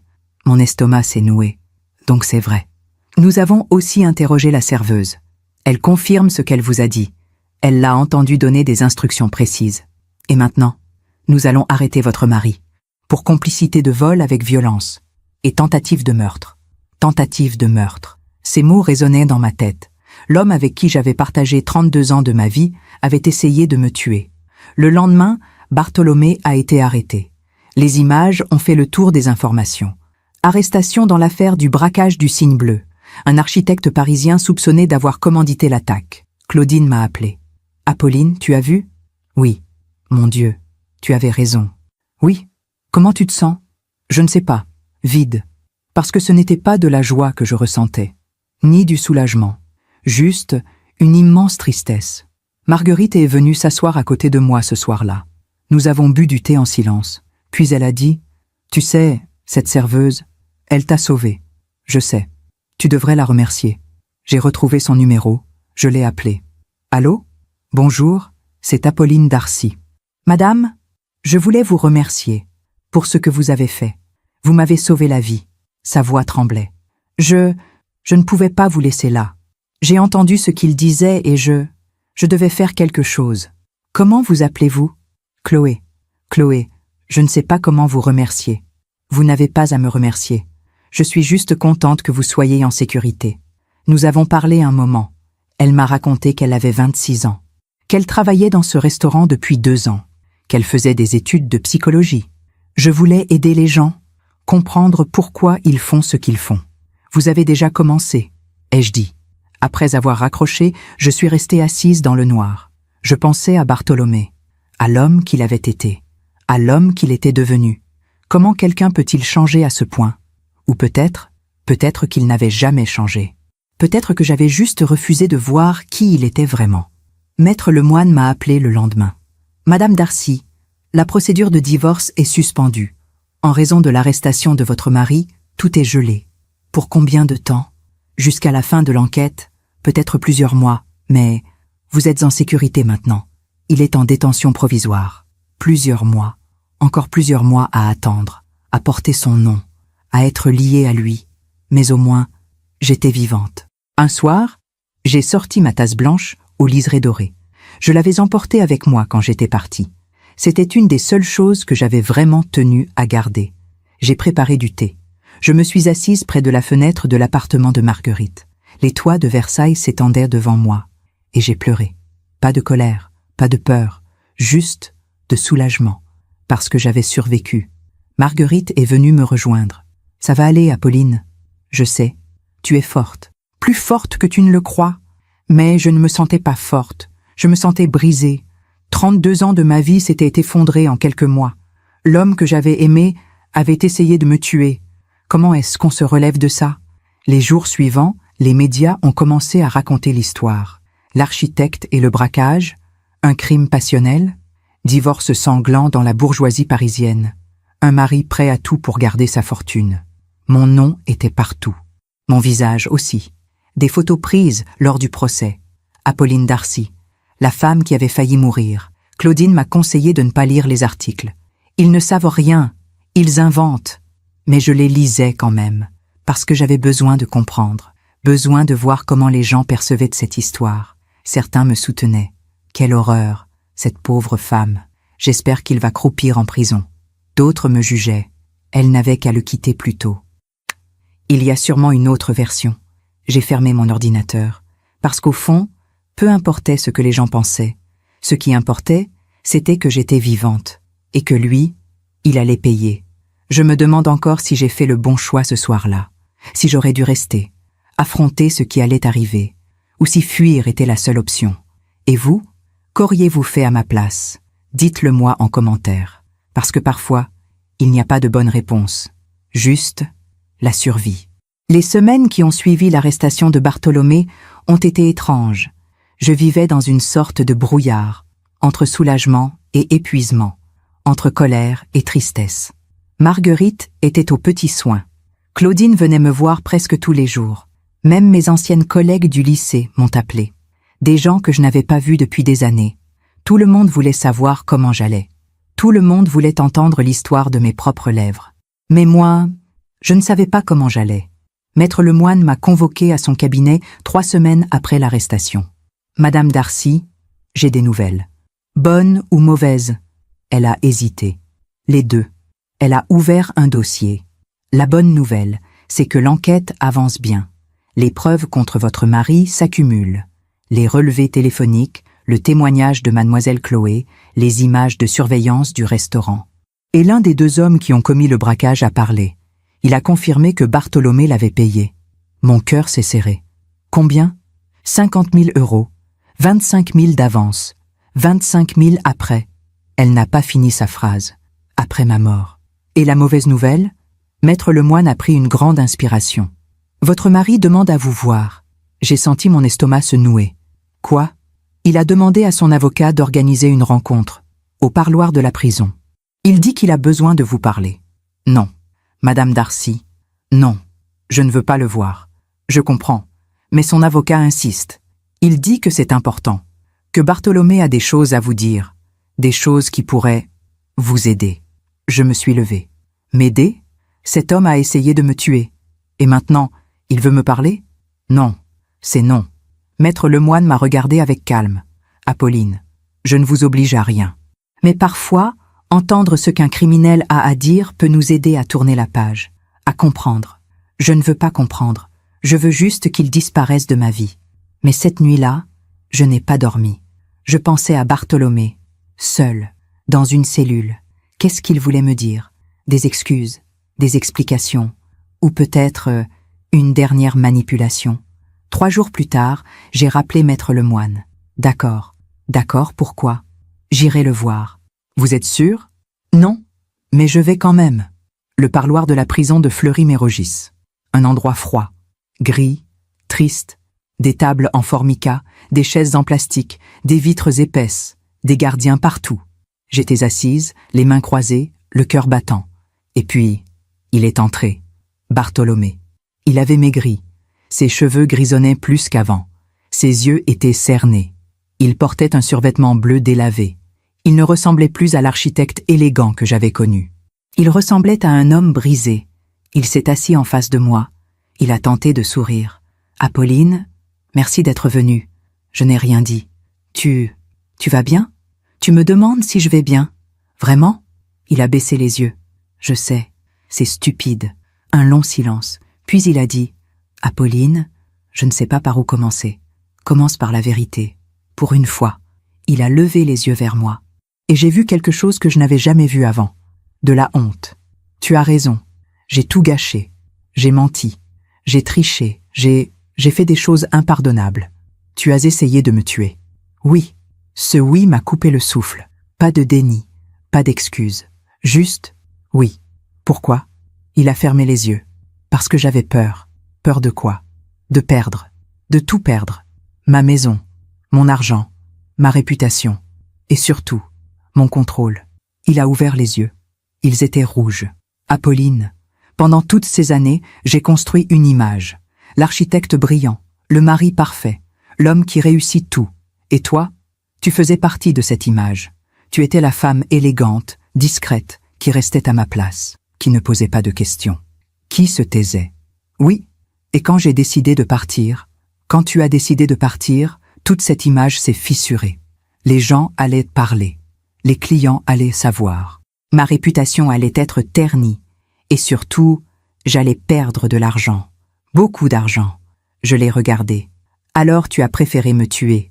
Oui, un autre silence. Mais tu sais ce qui est le plus fou? Quoi? Je ne t'ai jamais vraiment aimé. Ces mots m'ont frappé comme un coup de poing. Quoi? Je pensais que oui, au début, quand on s'est rencontrés. Tu étais belle, intelligente, tu venais d'une bonne famille, tu étais parfaite pour le rôle. Le rôle? La femme de l'architecte, celle qui tient la maison, qui reçoit les invités, qui sourit au dîner. J'ai senti mes yeux se remplir de larmes, mais je ne les ai pas laissés couler. Alors tout était faux, depuis le début.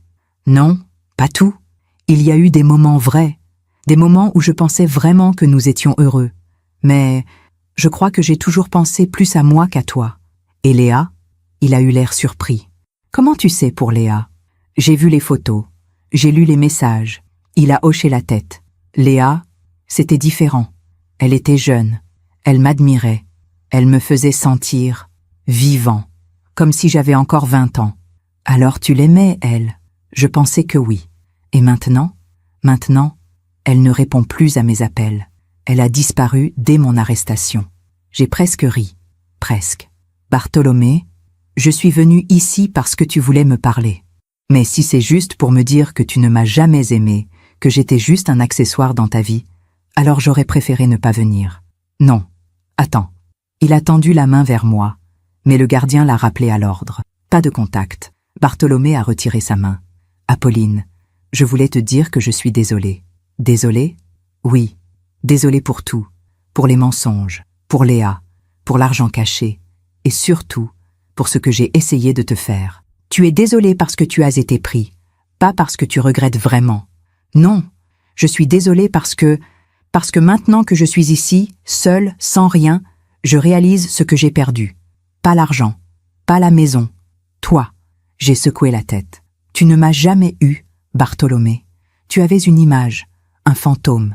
Mais moi, la vraie Apolline, celle qui avait des rêves, des peurs, des désirs, tu ne l'as jamais connue.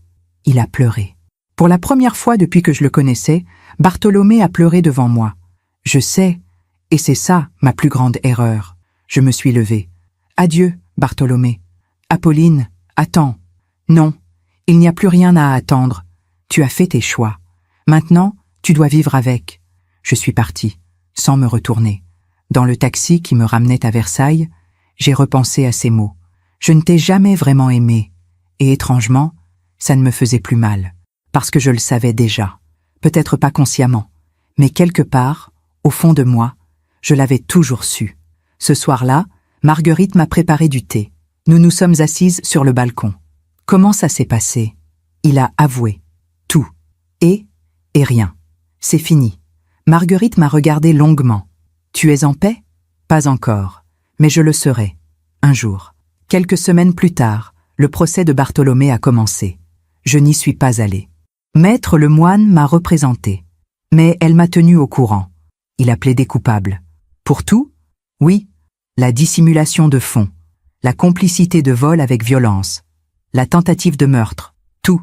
Quelle sera sa peine? Le procureur demande 15 ans. 15 ans. Un chiffre abstrait. Mais pour moi, ça signifiait la liberté. Le jour du verdict, Maître Lemoine m'a appelé. Madame Darcy, le jugement est tombé. Et 12 ans de prison ferme. Interdiction d'exercer sa profession, confiscation de tous ses biens et restitution intégrale de tous les fonds détournés. J'ai fermé les yeux. C'était fini. Madame Darcy? Oui, je suis là. Vous allez récupérer la maison des Yvelines, l'appartement à Paris, et la majorité des fonds. Ils ne gardent rien. La maison. Notre maison. Celle où nous avions vécu pendant 30 ans. Celle où j'avais bu mon café chaque matin dans ma tasse blanche aux liserés dorés. Je ne veux pas de cette maison. Quoi? Vendez-la. Vendez tout. Je ne veux plus rien qui vienne de lui. Maître Lemoine a hésité. Vous êtes sûr? Oui. Je veux recommencer. Complètement. Et c'est ce que j'ai fait. La maison des Yvelines a été vendue. L'appartement à Paris aussi. Avec cet argent, j'ai acheté un petit appartement à Versailles, près de chez Marguerite. 2 pièces, lumineux, avec un balcon qui donnait sur un jardin. Pas de tilleul, mais des rosiers. J'ai repris l'enseignement. Pas dans mon ancien lycée, dans un autre, plus petit, plus chaleureux. Mes nouveaux élèves ne savaient ni rien de mon histoire. Pour eux, j'étais juste Madame Darcy, la professeure de littérature. Et ça me convenait parfaitement. Un matin, alors que je buvais mon café sur mon nouveau balcon, dans ma tasse blanche aux liserés dorés, j'ai pensé à Bartholomé.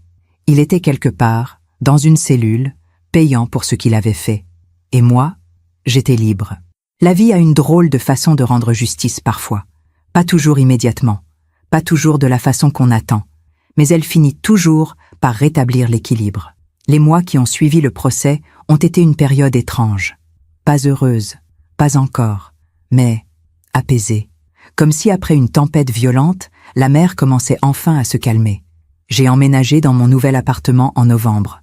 2 pièces lumineuses, un parquet clair, des murs blancs, un balcon avec vue sur un petit jardin où poussaient des rosiers et un vieux lilas, Rien à voir avec la grande maison des Yvelines. Mais c'était mien, vraiment mien. Chaque meuble, chaque objet, chaque silence. J'ai meublé l'appartement simplement. Un canapé beige, une table en bois clair, quelques étagères pour mes livres, et dans la cuisine, une petite table près de la fenêtre. C'est là que je prenais mon café chaque matin, dans ma tasse blanche aux liserés dorés. La seule chose que j'avais gardée de mon ancienne vie. Marguerite venait souvent me voir. « Tu es heureuse ici ?» Je ne sais pas si c'est le mot, mais je suis tranquille. C'est déjà beaucoup. J'ai repris mes cours au lycée. Mes nouveaux élèves étaient curieux, vivants, parfois difficiles. Mais ils me faisaient du bien. Ils me rappelaient pourquoi j'avais choisi ce métier autrefois. Pas pour l'argent, pas pour le statut, mais pour transmettre, pour éveiller, pour accompagner. Un jour, une de mes élèves, Camille, est restée après le cours. « Madame Darcy, je peux vous poser une question ?»« Bien sûr. Est-ce que vous croyez qu'on peut vraiment changer? Qu'on peut devenir quelqu'un de meilleur ?» J'ai réfléchi. Je crois qu'on peut essayer, mais il faut d'abord accepter qui on est vraiment, avec nos erreurs, nos failles, et ensuite, on peut choisir, chaque jour, de faire mieux. Elle a souri. « Merci, madame. » Cette conversation m'a hantée pendant des jours, parce que c'était exactement ce que j'étais en train de faire, accepter qui j'avais été, la femme silencieuse, patiente, effacée, et choisir qui je voulais devenir. Un après-midi de décembre, j'ai reçu un appel de Chloé, la serveuse, celle qui m'avait sauvée. « Madame Darcy ? Chloé, comment allez-vous ? » « Bien. J'ai pensé à vous. Je voulais savoir si vous alliez bien. Nous avons parlé longtemps. » Elle m'a raconté qu'elle avait quitté le restaurant, que ce soir-là l'avait trop marquée. Je fais des cauchemars parfois. Je me demande ce qui se serait passé si je n'avais rien dit. Vous m'avez sauvée, Chloé. Je sais, mais ça fait peur de réaliser qu'un homme peut faire ça à sa propre femme. Chloé, est-ce que vous aimeriez qu'on se voie pour prendre un café ? Elle a hésité. Vraiment ? Oui, j'aimerais vous remercier. Correctement. Nous nous sommes retrouvés une semaine plus tard, dans un petit café près du Luxembourg. Chloé était timide, jeune, belle, avec ses cheveux bruns attachés en chignon. Elle portait un manteau rouge, exactement comme Léa sur les photos que j'avais vues. Mais elle n'était pas Léa. Elle était quelqu'un qui avait eu le courage de faire ce qu'il fallait. « Madame Darcy, appelez-moi Apolline. Apolline, je voulais vous dire quelque chose. Ce soir-là, au restaurant, quand j'ai entendu votre mari au téléphone, j'ai eu peur, très peur. Mais je me suis dit, si je ne fais rien, cette femme va mourir, et je ne pourrai jamais me le pardonner. J'ai pris sa main. Vous avez fait ce que beaucoup n'auraient pas osé faire. Vous avez risqué votre emploi, peut-être même votre sécurité. Pour moi, une inconnue. Vous n'étiez pas une inconnue. Vous étiez une femme en danger. C'était suffisant. Nous avons parlé pendant des heures. De sa vie, de ses études, de ses rêves. Elle voulait devenir psychologue, travailler avec des femmes victimes de violences. Ce qui vous est arrivé, ça m'a confirmé ce que je voulais faire. Alors, quelque chose de bon est sorti de tout ça. En la quittant ce jour-là, je me suis sentie reconnaissante, pas seulement envers elle, mais envers la vie. Parce que dans les moments les plus sombres, il y a toujours quelqu'un qui tend la main. Parfois c'est une sœur, parfois c'est une amie. Et parfois, c'est une inconnue dans un restaurant. Janvier est arrivé, une nouvelle année. La première année où je n'étais plus mariée, où je n'avais plus à mentir, à me cacher, à faire semblant. J'ai décidé de faire quelque chose que je n'avais jamais fait, voyager, seule. J'ai choisi l'Italie, Florence, la ville où Bartholomé et moi étions allés, autrefois. Mais cette fois, j'y allais pour moi, pas pour me souvenir, pour recommencer. J'ai marché sur le Ponte Vecchio. J'ai visité les musées. J'ai mangé des pâtes dans des petits restaurants cachés. Et un soir, assise sur une terrasse, regardant le soleil se coucher sur l'Arno, j'ai réalisé quelque chose. J'étais heureuse. Pas d'une joie éclatante, pas d'une euphorie bruyante. Non, d'un bonheur calme, profond, vrai.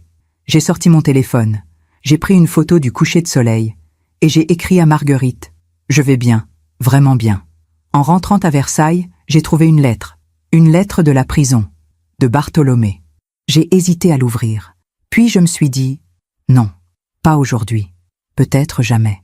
Mais quelques jours plus tard, la curiosité a été plus forte. J'ai ouvert l'enveloppe. Apolline, je ne sais pas si tu liras cette lettre. Je ne sais même pas si tu devrais la lire. Mais j'avais besoin de t'écrire. Une dernière fois, la prison change un homme. Ou peut-être qu'elle révèle qui il est vraiment. Je ne sais pas. Ce que je sais, c'est que je pense à toi tous les jours, à ce que j'ai fait, à ce que j'ai détruit. Je ne te demande pas de me pardonner. Je n'en ai pas le droit. Mais je voulais que tu saches quelque chose. Tu avais raison. Surtout, je ne t'ai jamais vraiment vue. Je t'ai prise pour acquise. Je t'ai utilisée. Et quand tu as décidé de partir, j'ai eu si peur de perdre ce que je possédais que j'ai oublié qui tu étais. Maintenant, c'est trop tard. Tu es libre. Et moi, je paie. Mais tu sais ce qui est étrange? Je suis content que tu sois libre. Parce que tu le mérites. Bartholomé. J'ai replié la lettre. Je l'ai posée sur la table et je l'ai regardée longtemps. Puis je l'ai déchirée, lentement, en petits morceaux. Et je les ai jetés, parce que ses regrets ne me concernaient plus. Son pardon ne m'intéressait plus. Sa prison intérieure ne m'appartenait plus. J'avais ma propre vie maintenant. Et elle était belle. Un matin de février, alors que je buvais mon café sur le balcon, j'ai regardé les rosiers dans le jardin. Ils étaient nus, endormis, en attente du printemps. Comme moi, quelques mois plus tôt. Mais le printemps viendrait. Et avec lui, les fleurs. Ce jour-là, j'ai compris quelque chose de profond. La justice, ce n'est pas toujours la vengeance. Ce n'est pas toujours voir l'autre souffrir. Parfois, la justice, c'est juste être libre. Libre de ses mensonges, libre de sa toxicité, libre de continuer sans lui. Et moi, j'étais libre. Marguerite est venue me voir ce soir-là. Tu as l'air sereine. Je le suis. Qu'est-ce qui a changé? Tout et rien. Je crois que j'ai juste accepté. Accepter quoi? Que je ne peux pas changer le passé, mais que je peux choisir mon avenir. Elle m'a souri. Tu as raison. Et tu sais quoi? Tu es plus forte que tu ne l'as jamais été. Cette nuit-là, j'ai dormi profondément, sans cauchemar, sans peur, juste en paix, parce que j'avais fait le plus dur. J'avais lâché prise. Et en lâchant prise, j'avais gagné. Le printemps est arrivé. Les rosiers du jardin ont commencé à bourgeonner. Le lilas s'est couvert de fleurs violettes. L'air sentait la terre mouillée et les nouvelles pousses.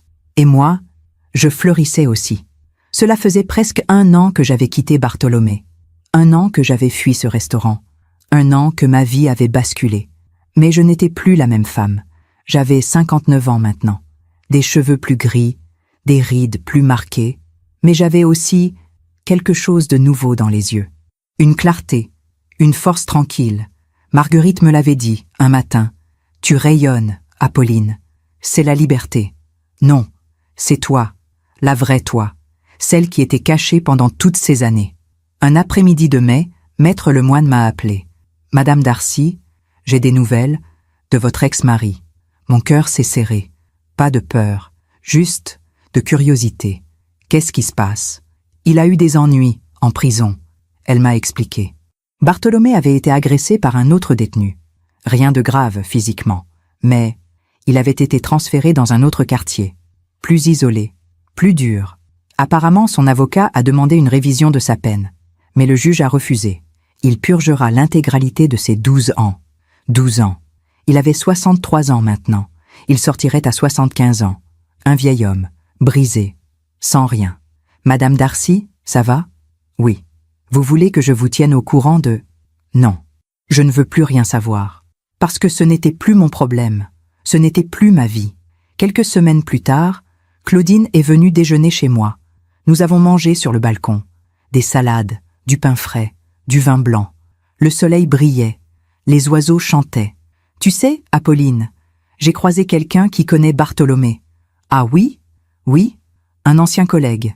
Il m'a dit que Léa l'a quitté. J'ai levé les yeux. Léa? Oui. Apparemment, elle est partie dès son arrestation. Elle a vidé le compte bancaire qu'il avait ouvert pour elle. Et elle a disparu.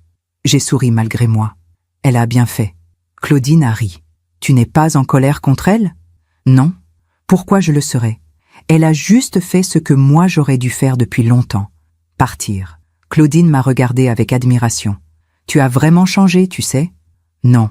Je suis juste redevenue moi-même. Un matin de juin, j'ai reçu un appel étrange, un numéro que je ne connaissais pas. J'ai hésité, puis j'ai décroché. Allô? Madame Darcy? Une voix d'homme, âgée, fatiguée. Qui êtes-vous? J'étais l'associé de votre mari, Pierre Malherbe. Pierre Malherbe. Je me souvenais de lui, un architecte brillant, l'ami de Bartholomé depuis l'université. Monsieur Malherbe, que puis-je faire pour vous? Je voulais vous présenter mes excuses. J'ai froncé les sourcils. Vos excuses? Pourquoi? Parce que je savais. Mon cœur s'est arrêté. Vous saviez quoi? Pour Léa, pour les comptes cachés, pour tout. Un long silence. Je savais que Bartholomé vous trompait. Je savais qu'il dissimulait de l'argent. Et je n'ai rien dit, parce que c'était mon associé, parce que c'était mon ami, et surtout, parce que je ne voulais pas de problème. J'ai serré le téléphone. Vous auriez pu me prévenir. Je sais, et je le regrette, profondément. Pourquoi vous m'appelez maintenant? Parce que Bartholomé m'a écrit, de la prison. Il m'a demandé de vous contacter, de vous dire qu'il était désolé. Mais je ne voulais pas juste transmettre son message. Je voulais vous dire que j'étais désolé aussi. J'ai fermé les yeux. Monsieur Malherbe, vos excuses ne changeront rien. Le mal est fait. Je sais, mais je devais vous le dire. Après avoir raccroché, je suis restée assise longtemps sur le balcon. Je pensais à tous ces gens qui avaient su. Pierre, peut-être d'autres collègues, peut-être même des amis, et personne n'avait rien dit. Mais au fond, ça n'avait plus d'importance, parce que la vérité avait fini par éclater, comme elle le fait toujours. En juillet, Chloé m'a invitée à son diplôme. Elle avait terminé ses études de psychologie. Elle allait commencer un stage dans un centre d'aide aux femmes victimes de violences. Après la cérémonie, nous avons marché dans les jardins du campus. Apolline, je voulais vous dire merci. Pourquoi? C'est moi qui devrais vous remercier. Non, vous m'avez inspiré. Votre force, votre courage, la façon dont vous vous êtes relevée, ça m'a donné envie de faire ce que je fais. J'ai souri. Chloé, vous m'avez sauvée, et maintenant vous allez en sauver d'autres. C'est vous, l'héroïne. Elle a rougi. Je ne suis pas une héroïne. J'ai juste fait ce qu'il fallait. C'est exactement ça, être une héroïne. Faire ce qu'il faut, même quand c'est difficile, même quand on a peur. En août, j'ai reçu une lettre officielle de l'administration pénitentiaire. Bartholomé demandait à me voir, encore. Son avocat écrivait qu'il était en mauvaise santé, qu'il avait besoin de parler, que c'était urgent. J'ai relu la lettre plusieurs fois, puis je l'ai posée sur la table. Et je ne l'ai pas ouverte, parce que je n'avais plus rien à lui dire. Et surtout, je n'avais plus besoin de l'entendre. Un soir de septembre, Marguerite et moi regardions les informations. Un reportage sur la prison de Fleury-Mérogis. Les conditions difficiles, le surpeuplement, la violence. « Tu penses qu'il souffre ?» a demandé Marguerite. J'ai réfléchi. « Oui, probablement. Et ça te fait quelque chose ?» « Non. » Elle m'a regardée, surprise. « Vraiment ? » ?»« Vraiment. Parce que ce n'est pas de la cruauté. C'est juste de l'indifférence. Il a fait ses choix. Il paie. C'est tout. » Marguerite a hoché la tête. « Tu as raison. La vie a une façon de rendre justice, sans qu'on ait besoin d'intervenir. » Et c'était exactement ça. Bartholomé avait tout perdu. Sa liberté, sa réputation, son argent, sa maison, ses amis, Léa. Tout ce pourquoi il avait menti, triché, manipulé. Tout ce pourquoi il avait essayé de me tuer. Et moi, j'avais tout gagné. Pas de l'argent, pas des biens. Non, j'avais gagné ma dignité, ma paix, ma liberté. Un matin d'octobre, alors que je buvais mon café sur le balcon, j'ai vu une femme dans le jardin. Une voisine que je ne connaissais pas encore. Elle arrosait les rosiers. Elle souriait. Je suis descendue. « Bonjour. » Elle a levé les yeux. « Oh, bonjour. Vous êtes la nouvelle locataire du 3e ?» « Oui, Apolline. Enchantée. Moi, c'est Solange. » Nous avons parlé quelques minutes. De tout et de rien. Du jardin. Des fleurs. De la météo. Puis elle a dit « Vous savez, ces rosiers, ils étaient morts l'année dernière. Complètement desséchés. Je pensais les arracher. Mais au printemps, ils ont refleuri. Plus beaux qu'avant.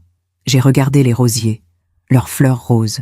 Leurs feuilles vertes. Parfois, on a juste besoin de temps. Et de patience. » Solange a souri. Exactement. Ce jour-là, j'ai compris que c'était exactement ce qui m'était arrivé. J'avais été desséchée, brisée, presque arrachée. Mais j'avais survécu. Et maintenant, je refleurissais. En novembre, 1 an après avoir emménagé dans mon appartement, j'ai organisé un petit dîner.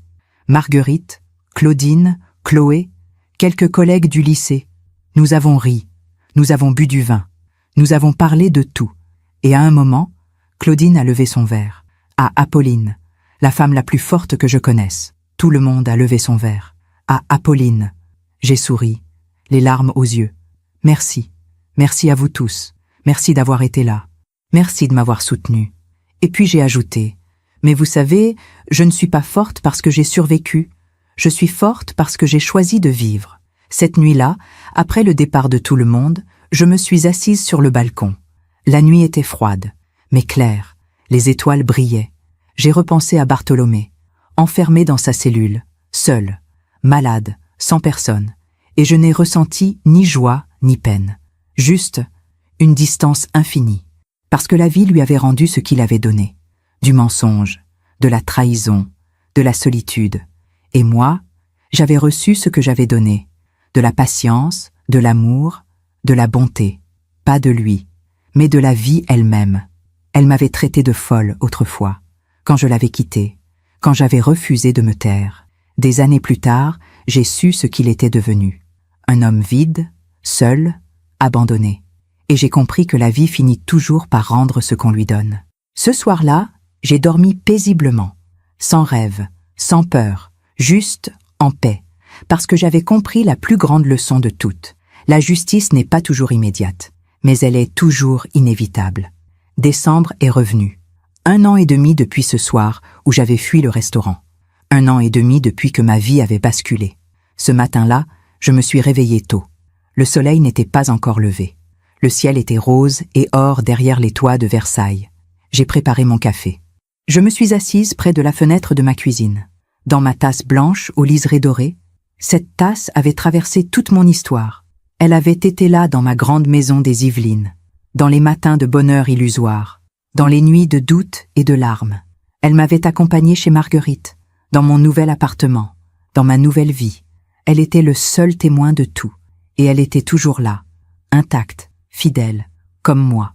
J'ai bu mon café lentement, en regardant le jour se lever, et j'ai pensé à tout ce chemin parcouru. Il y a 18 mois, j'étais une femme brisée, perdue, terrorisée. Aujourd'hui, j'étais une femme libre, sereine, vivante. Ce n'avait pas été facile. Il y avait eu des nuits où je pleurais encore, des moments où la colère revenait, des instants où je me demandais si j'aurais pu faire autrement. Mais ces moments devenaient de plus en plus rares, parce que j'avais compris quelque chose de fondamental. On ne peut pas changer le passé, mais on peut choisir ce qu'on en fait. Ce matin-là, j'ai décidé d'écrire. Pas pour publier, pas pour me venger. Non, juste pour laisser une trace, pour que d'autres femmes sachent qu'on peut survivre, qu'on peut se relever. J'ai ouvert mon ordinateur. J'ai commencé à taper. Ce soir-là, j'ai compris qu'un dîner pouvait briser toute une vie. Les mots coulaient naturellement, comme si toute cette histoire attendait d'être racontée. Pas pour accuser, pas pour me plaindre, mais pour témoigner, pour dire « j'ai traversé l'enfer et j'en suis sortie ». J'ai écrit pendant des heures, les souvenirs, les douleurs, les doutes, les trahisons, mais aussi les rencontres, les soutiens, les moments de grâce, Chloé qui m'avait sauvée, Marguerite qui m'avait accueillie, Claudine qui m'avait écoutée, Maître Lemoine qui m'avait défendue, toutes ces femmes qui avaient été là, sans jugement, sans condition, juste là. En fin d'après-midi, Marguerite a frappé à ma porte. « Apolline, tu es là ? » ?»« Oui, entre. » Elle est entrée avec un paquet. « Tiens, c'est pour toi. »« Qu'est-ce que c'est ? » ?»« Ouvre. » J'ai ouvert le paquet. C'était un livre, un recueil de poèmes. Sur la première page, Marguerite avait écrit « Pour ma sœur, la plus courageuse des femmes, que ces mots t'accompagnent sur ton nouveau chemin. » J'ai serré le livre contre mon cœur. « Merci, Marguerite. »« Non, merci à toi. » « Pourquoi ? Parce que tu m'as appris que c'est possible, de recommencer, même après avoir tout perdu. Ce soir-là, nous avons dîné ensemble. Simple, chaleureux, des pâtes, une salade, du vin et beaucoup de rire. En rentrant chez moi, j'ai trouvé un message sur mon répondeur, de Chloé. « Apolline, je voulais juste vous dire merci. Pour tout. Vous m'avez montré que faire le bien peut vraiment changer une vie. La vôtre et la mienne. Je commence mon nouveau travail lundi. Je pense à vous. » J'ai souri, Quelque chose de bon était sorti de toute cette histoire. Chloé avait trouvé sa vocation. Et moi, j'avais trouvé ma liberté. Le lendemain, j'ai reçu une dernière lettre de la prison. Pas de Bartholomé. De l'administration pénitentiaire. Madame Darcy, nous vous informons que Monsieur Bartholomé Darcy a été hospitalisé pour des raisons de santé. Son pronostic est réservé. Si vous souhaitez le voir, veuillez nous contacter dans les plus brefs délais. J'ai relu la lettre plusieurs fois. Pronostic réservé. Il était en train de mourir. Marguerite était chez moi quand j'ai reçu la lettre. Qu'est-ce que tu vas faire? Je ne sais pas. Tu veux y aller? J'ai réfléchi longtemps. Une partie de moi voulait y aller, pour avoir une vraie fin, pour fermer ce chapitre définitivement. Mais l'autre partie, celle qui avait tant souffert, disait non. Non, je n'irai pas. Tu es sûr? Oui, parce que je lui ai déjà dit adieu. Dans mon cœur, il y a longtemps. Marguerite a hoché la tête. Tu as raison, tu ne lui dois rien. 2 semaines plus tard, j'ai reçu un appel de Pierre Malherbe. Madame Darcy, je suis désolée de vous l'apprendre. Bartholomé est décédé hier soir. Un long silence. D'accord. Il n'y aura pas de funérailles. Personne ne voulait s'en occuper, sauf si vous... Non. D'accord, je comprends. Après avoir raccroché, je me suis assise sur le balcon. Les rosiers étaient nus maintenant. L'hiver était revenu. Mais au printemps, il refleurirait. Comme toujours. Bartholomé était mort. Seul. Sans personne à ses côtés. Sans amour. Sans pardon. Et moi, je n'ai ressenti ni joie ni tristesse. Juste un soulagement étrange. Parce que c'était vraiment fini maintenant. Plus de lettres. Plus de menaces. Plus de procès. Juste le silence. Ce soir-là, j'ai appelé Claudine. Bartholomé est mort. Mon Dieu, comment tu te sens? Libre. Complètement libre. Et c'était vrai. Les semaines suivantes, j'ai continué à écrire. Mon témoignage, mon histoire, pas pour Bartholomé, pas pour me venger, mais pour toutes les femmes qui vivent ce que j'ai vécu. Les femmes qui se taisent, les femmes qui doutent, les femmes qui ont peur de partir. Je voulais leur dire, vous pouvez partir, vous pouvez survivre, vous pouvez refleurir. Un matin de février, j'ai reçu un appel d'une maison d'édition. Une amie de Claudine leur avait parlé de mon histoire. Ils voulaient en publier mon témoignage. Madame Darcy, votre histoire pourrait aider des milliers de femmes.